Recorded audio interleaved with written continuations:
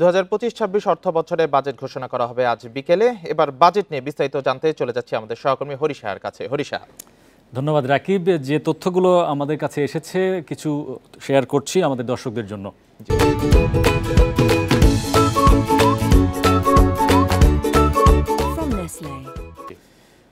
দর্শক, আজ বিকেল 3টায় অর্থ উপদেষ্টা কিন্তু বাজেট বিস্তারিত পেশ করবেন বিটিভির মাধ্যমে। কিছু তথ্য আমাদের বিভিন্ন সূত্র থেকে এসেছে, যেগুলো আমরা জানতে পারছি। এবার যে রাজস্ব লক্ষ্যমাত্রা ধরা হয়েছে 5,64,000 কোটি টাকার যে রাজস্ব আদায়ের লক্ষ্য, তার মধ্যে এনবিআর লক্ষ্য দেওয়া হয়েছে 4,99,000 কোটি টাকা এবং অন্যান্য উৎস থেকে আসবে 65,000 কোটি টাকা। তার মধ্যে প্রাতিষ্ঠানিক কর হারে কিন্তু বেশ কিছু পরিবর্তন আমরা এখন পর্যন্ত যে তথ্য পেয়েছি থাকছে। আমরা দেখতে পেয়েছি যে পুঁজিবাজারে তালিকাভুক্ত যেসব প্রতিষ্ঠান রয়েছে তারা কিন্তু 2.5% কর ছাড় সুবিধা পাবেন। তাদের কর্পোরেট কর হার কিন্তু কমে নামবে 20%, এবং পুঁজিবাজারে এর বাইরে যেসব প্রতিষ্ঠান রয়েছে তাদের কর হার কিন্তু 27.5% কিন্তু থাকবে। এছাড়া আরেকটা কর কাঠামোতে পরিবর্তন আসবে। পুঁজিবাজারের ব্রোকারেজ যে সিকিউরিটি হাউসগুলো যে সিকিউরিটিজ লেনদেন করে, সেই লেনদেনের কর কিন্তু 0.05 থেকে কমে হচ্ছে 0.03%। এছাড়া ব্রোকারেজ মার্চেন্টস ব্যাংক, যেগুলো ব্যাংক রয়েছে, মার্চেন্ট ব্যাংক পুঁজিবাজারে যারা মধ্যস্থতাকারী হিসেবে কাজ করে, ঋণ দিয়ে থাকে পুঁজিবাজারের বিনিয়োগকারীদের, তাদের কিন্তু কর্পোরেট কর হার 37.5% থেকে কমে নামছে 27.5%, অর্থাৎ 10% মতো কর ছাড় তারা পাচ্ছে। এবারে জানিয়ে দিতে চাই, যেসব পণ্যের দাম বাড়তে পারে এই বাজেটের পরে, মূলত কর হার পরিবর্তনের কারণেই কিন্তু এই যে পণ্যের দাম বা সেবার দাম কিন্তু বাড়তে পারে। সেগুলোর মধ্যে রয়েছে কনভেনশন হল, এমএস প্রোডাক্ট, নির্মাণ খাতে কর বাড়বে, ই কমার্স প্ল্যাটফর্মে যারা ব্যবসা করেন তাদের কমিশনের যে কর হার কিন্তু 5% থেকে বেড়ে 15% হচ্ছে, এমনটা জানতে পেরেছি। প্লাস্টিক সামগ্রী, গৃহস্থালী সামগ্রী, হাইজেনিক এবং টয়লেট্রিজ পণ্যে কিন্তু কর হার বাড়বে, সেই কারণেই কিন্তু দামও বেড়ে যেতে পারে। কটন এবং কৃত্রিম সুতা আর কিন্তু দাম বাড়তে পারে, কারণ আমরা যেটা জানতে পেরেছি যে তুলার আমদানি শুল্ক 0% থেকে বাড়িয়ে 2% করা হতে পারে, এবং কৃত্রিম সুতার অগ্রিম কর কিন্তু আগে কেজি প্রতি যেটা ছিল 3 টাকার মতো, সেটা কিন্তু বেড়ে 5 টাকার মতো হতে পারে। Blade, nut bolt, electric line hardware, cigarette, OTT সেবা, যেগুলো অনলাইন যে অনএয়ার করা হয়, যেসব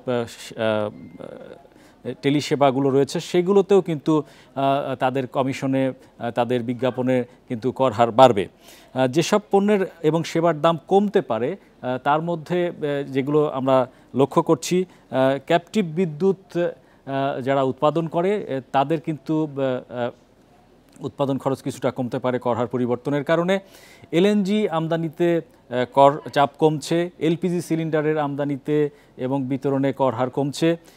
মাটির তৈজসপত্র, উদ্ভিদ যে তৈজসপত্র রয়েছে, দেশীয় যে স্যানিটারি ন্যাপকিন রয়েছে, দেশীয় ডায়াপার, প্যাকেটকৃত তরল দুধ, বল পয়েন্ট, আইসক্রিম, 30 ইঞ্চি পর্যন্ত কম্পিউটার মনিটর, হাসপাতালের বেড তৈরির সরঞ্জাম সহ বেশ কিছু পণ্যের কিন্তু এবং সেবার কর হার কমার কারণেই কিন্তু স্বস্তি পাবেন বাজারের ক্রেতারা।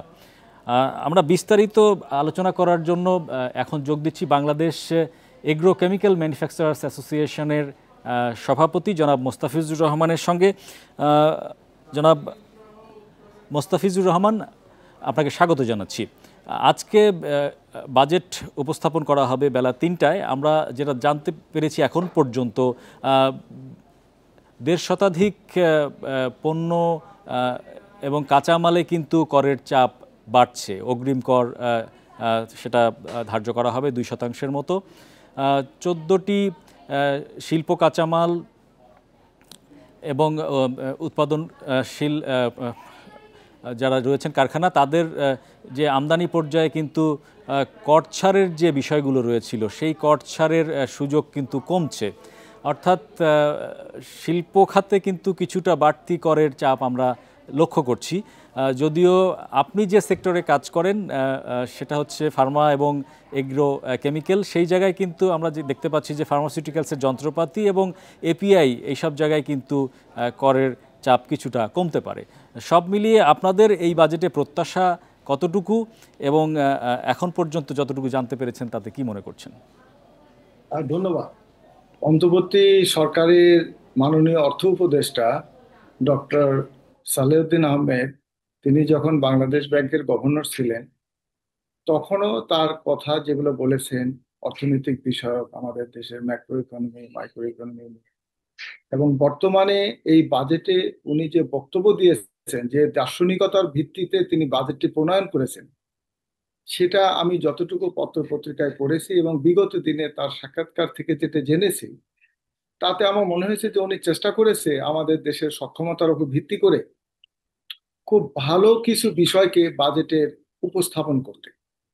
সেটা কতটুকু কার্যকরী করা যাবে সেটা পরের বিষয়, কিন্তু আমরা যেটা দেখতে পাচ্ছি উনি বাজেটের অন্তর্নিহিত ভাবনার মধ্যে যেটা দর্শন আকারে যেটা বলতে চেয়েছেন, সেটা হলো একটা সমতা ভিত্তিক, বৈষম্যহীন, কল্যাণমুখী রাষ্ট্র করার মূল দর্শন নিয়ে তিনি এই বাজেটটি প্রণয়ন করেছেন, যেটা আজকে মাননীয় প্রধান উপদেষ্টা এবং রাষ্ট্রপতি, মহামান্য রাষ্ট্রপতির স্বাক্ষরে 12টা-1টার দিকে হয়তো এটা শেষ হবে এবং 3টার দিকে তিনি প্রকাশিত করবেন।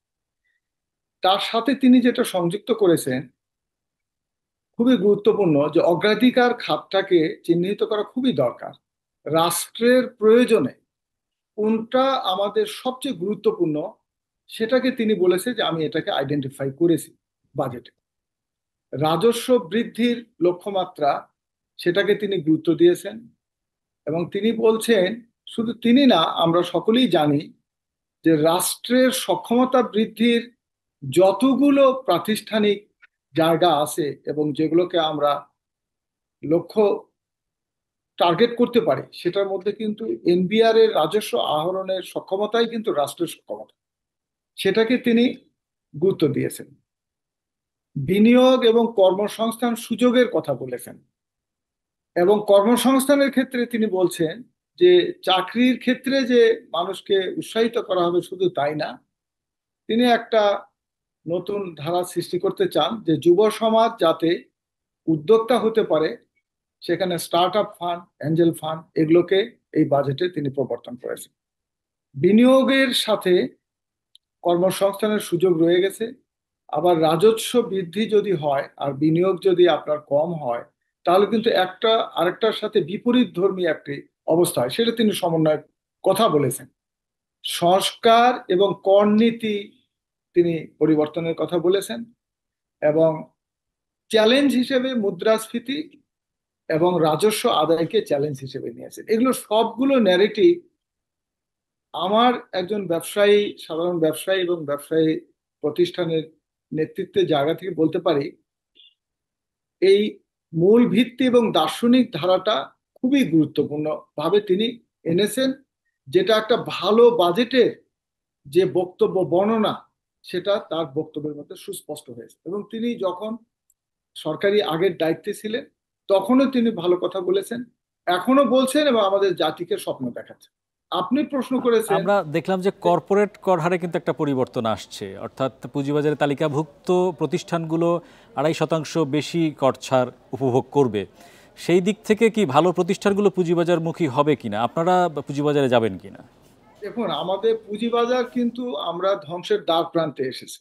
আমাদের যেগুলো নিয়ে বাজেট হয়, ধরেন সরকার বাজেটের অর্থটা কোথা থেকে আসে, দেখেন 91% কিন্তু আপনিই বলছেন 91% হলো এনবিআর এর ইনকাম।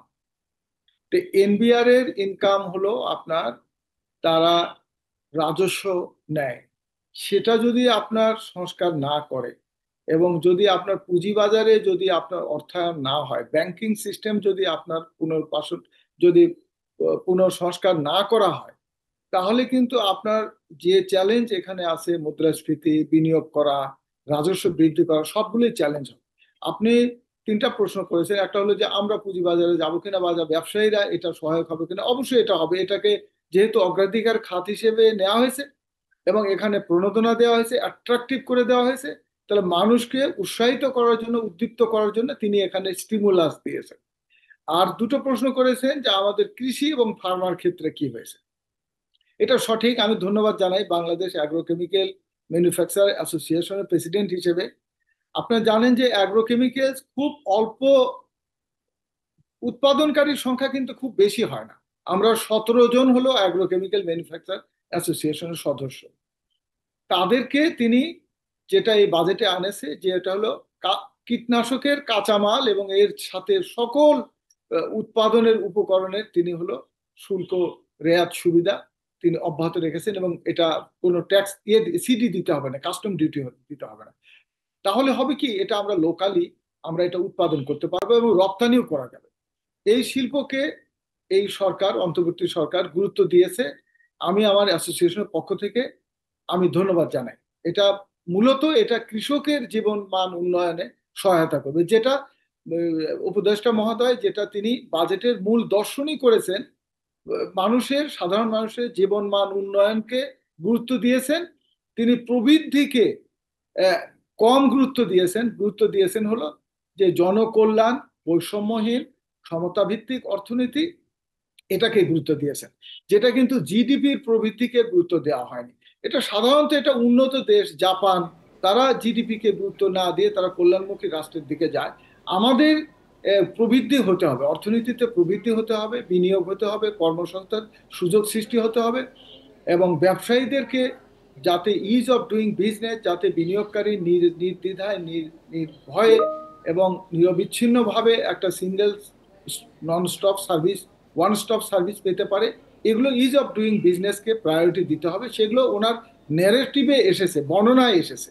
আর ফার্মাসিউটিক্যালের ক্ষেত্রে যেটা আপনি আরেকটা প্রশ্ন করেছিলেন, আমাদের কিন্তু এই ইন্ডাস্ট্রিটা বাংলাদেশকে কিন্তু সারা পৃথিবীময় একটা পরিচিতি করেছে, যে একটা ঔষধ উৎপাদনকারী পৃথিবীর 10টা দেশের মধ্যে বাংলাদেশ একটা, এবং বাংলাদেশের পরিচয়ই হবে একসময় ঔষধ উৎপাদনকারী দেশ হিসাবে।